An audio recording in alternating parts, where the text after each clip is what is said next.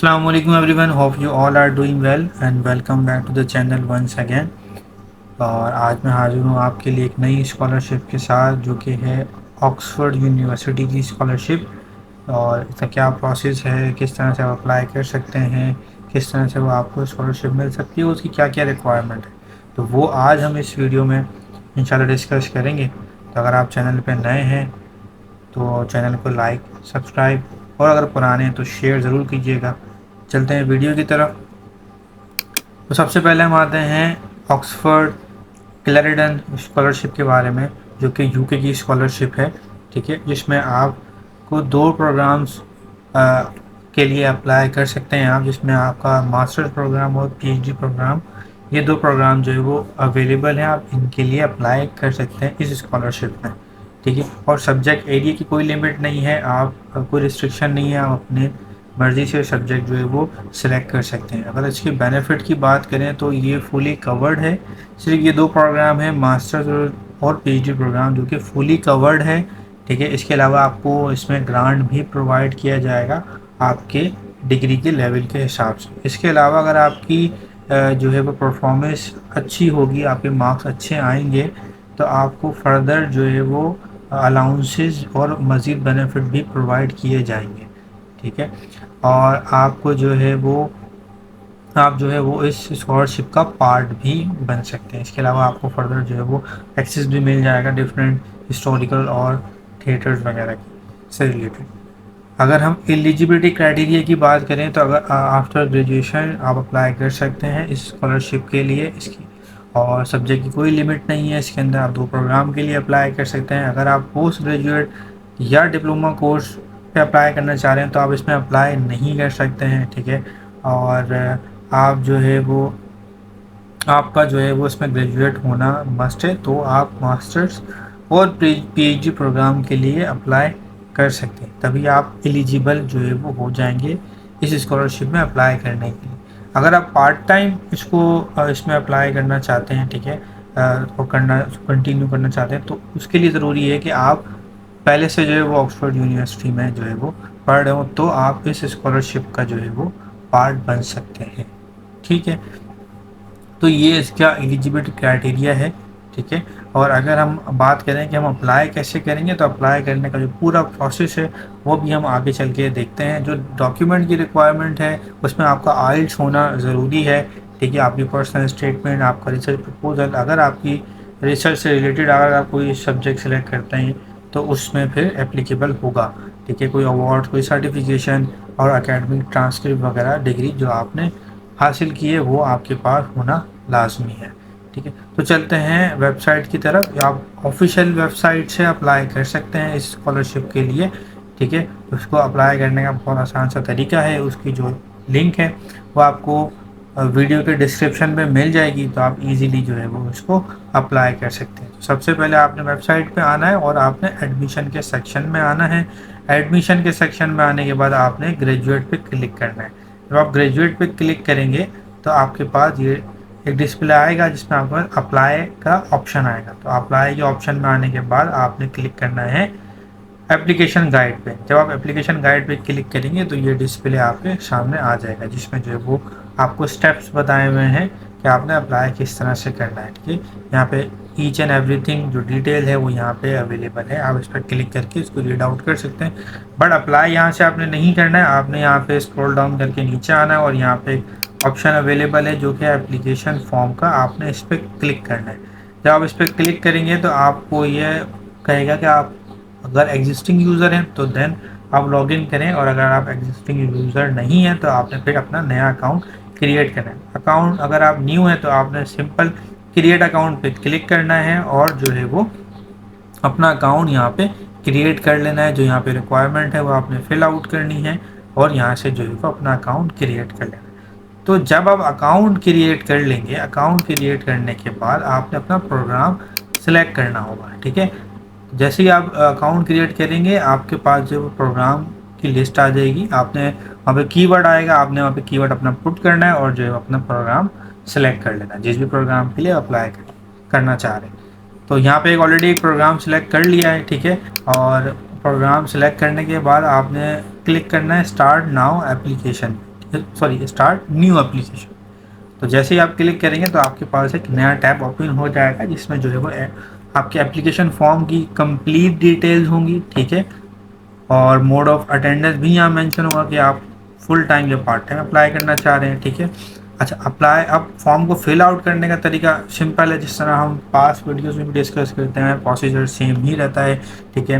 तो इजीली जो है वो आपने इसको फिल आउट करना है, बट जो कुछ चीज़ें हैं जो आपने ध्यान रखनी है, जैसे कि एक ये फर्स्ट ऑप्शन है, इसमें स्टैंडर्ड टाइप है, यानी कि your application is standard unless it fails into one of the types below, ठीक है। क्योंकि हम अप्लाई कर रहे हैं स्कॉलरशिप की बेस पे, तो हमने स्टैंडर्ड टाइप ही सिलेक्ट करनी है, ठीक है।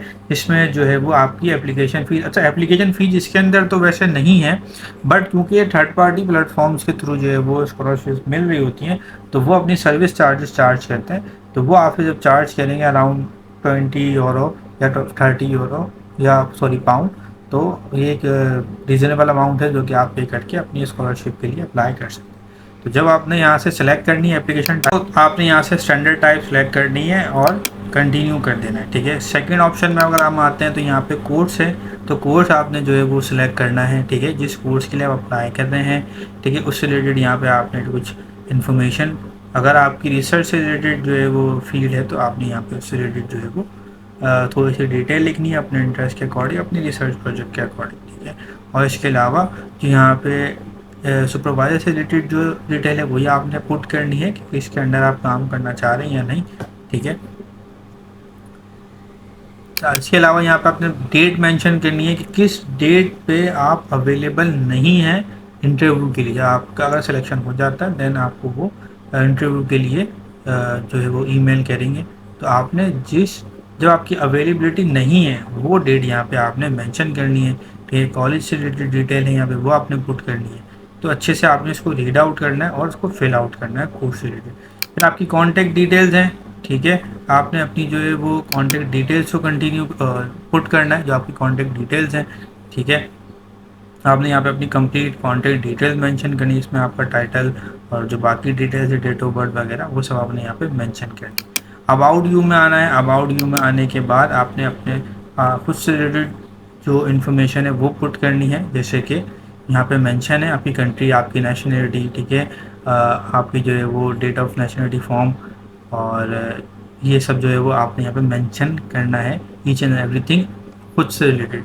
आप करंटली कहाँ रेजिडेंट हैं, कहाँ रह रहे हैं, इससे पहले जो है वो आपको कोई स्कॉलरशिप मिली है या नहीं, तो ये सारी चीज़ें आपने जो है वो यहाँ पे सिलेक्ट करनी है। और अपना जैसे रिलीजन है, ऐसी है, ये सारी डिटेल जो है वो आपने अच्छे से रीड आउट करनी है और इसको आपने फिल आउट करना है, ठीक है। और कोई और ग्रांट आपको आपके पास है या कोई और आपको जो है वो स्कॉलरशिप मतलब ग्रांट प्रोवाइड करे, तो अगर नहीं तो यहाँ पे हमने मेंशन करना है, अगर हाँ तो यहाँ आपने मेंशन करना है, ठीक है। उसके बाद आपके पास नेक्स्ट स्टेप है जो कि है रेफरेंसेस का, जिसमें जो है वो आपने अपने टीचर्स से रिलेटेड जो है वो आपने इन्फॉर्मेशन प्रोवाइड करनी है, उनके रेफरेंस यानी कि उनकी डिटेल, कॉन्टैक्ट नंबर, ईमेल वगैरह जो है वो आपने यहाँ पे मेंशन करनी है, ठीक है। यहाँ पे जो है वो आपने एटलीस्ट 2 रेफरेंस जो है वो आपने प्रोवाइड करने, यानी कि रिकमेंडेशन लेटर्स के लिए या रेफरेंस के लिए इसको, तो आपने यहाँ पे एटलीस्ट टीचर से रिलेटेड जो है वो इन्फॉर्मेशन प्रोवाइड करनी है, क्योंकि टीचर को भी कांटेक्ट किया जाता है। कुछ यूनिवर्सिटीज़ जो है वो टीचर को कांटेक्ट करती हैं और जो है वो उनसे इन्फॉर्मेशन लेती हैं आपसे रिलेटेड, ठीक है। तो आपने ये बात अपने टीचर से भी शेयर करनी है कि आप अप्लाई करें तो आपको कांटेक्ट किया जा सकता है, तो आपने जो है वो उनका रिस्पॉन्स देना है, ठीक है। फिर क्वालिफिकेशन एंड एक्सपीरियंस की बात करें, जो आपके पास लास्ट क्वालिफिकेशन हो, रीसेंट क्वालिफिकेशन हो, वो आपने यहाँ पे सिलेक्ट करना है, ठीक है। और उससे रिलेटेड जो भी इन्फॉर्मेशन है वो आपने सारी यहाँ पे पुट करनी है, ठीक है। इसके अलावा यूके से रिलेटेड आपके पास कोई और स्टडी है तो if you require study visa, तो आपने ये मेंशन करना येस आपको स्टडी वीज़ा रिक्वायर्ड है। जब अगर आप पाकिस्तान या किसी और कंट्री से रिक्वायर्ड अप्लाई कर रहे हैं तो देन आपने देखना है कि वो कंट्री वीज़ा फ्री है या वीज़ा की रिक्वायरमेंट आपको होगी, तो आपने यहाँ पे ज़रूर मेंशन करना कि येस मेरी कंट्री में वीज़ा की रिक्वायरमेंट है, तो आप मुझे वीज़ा प्रोवाइड करें, ठीक है। फिर अदर कोई डिग्री लेवल है वो आपने यहाँ पे मेंशन करना है, ठीक है। एडमिशन टेस्ट वो अगर आपने कोई जीआरई वगैरह दिया है तो आपने यहाँ पे वो मेंशन करना है, ठीक है। तो ये सारी डिटेल जो है वो आपकी एकेडमिक और प्रोफेशनल एक्सपीरियंस से रिलेटेड है, कोई रिसर्च एक्सपीरियंस है, कोई एम्प्लॉयमेंट एक्सपीरियंस है, वो आपने यहाँ मेंशन करना है। कोई आपकी पब्लिकेशन है तो उसका आपने DOI नंबर यहाँ पर ज़रूर मेंशन करना है, ठीक है। और इसके अलावा कोई और आपकी जो है वो स्किल्स, जैसे कि कोई प्रेजेंटेशन, पोस्टर या उससे रिलेटेड कोई और परफॉर्मेंस तो रिपोर्ट है तो वो आपने यहाँ पर अटैच करनी है। कोई प्राइज़, कोई अवार्ड वगैरह स्किल्स रिलेटेड कोई और इन्फॉर्मेशन हो तो वो यहाँ पे आपने अटैच करनी है। ये सब इन्फॉर्मेशन प्रोवाइड करने से आपके चांसेस बढ़ जाते हैं एक्सेप्टेंस के, ठीक है। तो ये आपने कभी जो है वो जो है वो ब्लैंक नहीं छोड़ने होते हैं, आपने फिल आउट, जितनी ज़्यादा इन्फॉर्मेशन डीपली आप उनको प्रोवाइड करेंगे उतने ज़्यादा चांसेस होते हैं कि आपको जो है वो स्कॉलरशिप मिल जाए, ठीक है। फिर इंग्लिश प्रोफिशिएंसी, लैंग्वेज से रिलेटेड है ये सेक्शन। इसमें जो है आपने अपनी इंग्लिश प्रोफिशिएंसी ये बतानी है, ठीक है। और फर्दर बताना है कि have you complete a course under a child student visa, अगर आपने इससे पहले किया है तो आपने वो मेंशन करना है, या नहीं तो आपने नो करना है। इसके अलावा आइल्स से रिलेटेड रिक्वायरमेंट, अगर आपने कोई आइल्स किया है तो यहाँ आपने मेंशन करना है। अगर आपका आइल्स होगा तो आपके चांसेस ज़्यादा हैं सिलेक्शन के, क्योंकि आइल्स के बिना पॉसिबिलिटी नहीं होगी, ठीक है। फिर आपने यहाँ पे अपनी जो है वो लैंग्वेज से रिलेटेड जो क्राइटेरिया है वो आपने यहाँ पे उसको फिल आउट करना है, उसको जो है वो आपने बताना है, ठीक है। तो ये लैंग्वेज का सेक्शन है जिसको आपने जो है वो अच्छे तरीके से रीड आउट करके फिल आउट करना है।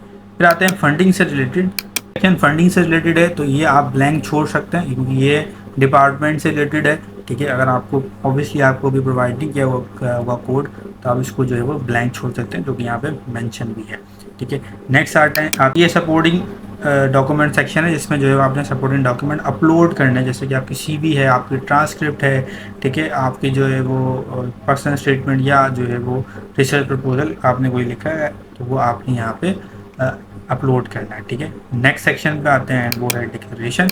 आपने एडमिट करना है, उस पर क्लिक करना है कि यस जो आपने इन्फॉर्मेशन प्रोवाइड की है वो एक्यूरेट है, वो करेक्ट है।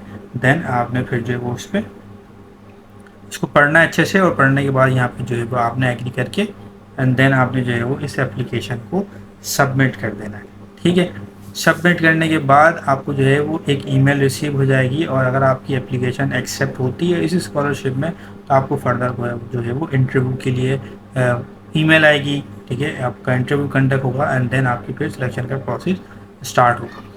तो उम्मीद करता हूँ ये वीडियो आपको पसंद आई होगी, और कोई भी क्वेश्चन, कोई भी क्वेरी हो तो आप जो है वो कमेंट सेक्शन में जो है वो कमेंट कर सकते हैं। मेरी कोशिश होती है कि मैं आपको ऊपर हर कमेंट का रिप्लाई करूं। तो मिलते हैं इंशाल्लाह नेक्स्ट वीडियो में, तब तक के लिए अल्लाह हाफिज़।